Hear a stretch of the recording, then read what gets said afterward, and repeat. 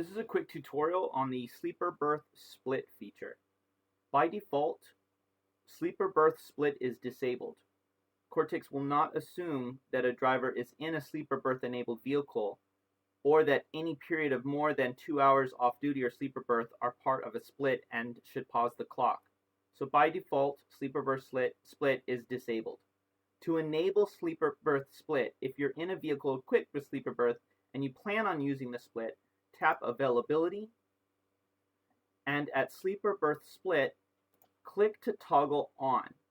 Once enabled, any period of rest more than 2 hours will pause your clock. Sleeper Berth Split will continue to be enabled until your next cycle restart.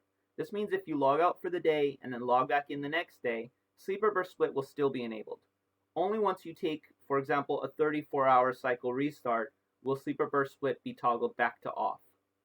Once enabled, if you go to Menu, View Logs, and scroll down to View All Events in the detail, you'll notice a Sleeper Berth Split enabled or disabled event on your log. This is to indicate to you or to your ELD administrators whether Sleeper Berth Split has been enabled or disabled. And again, just to recap, to enable this feature, tap Availability, and at Sleeper Berth Split, click to toggle on or off.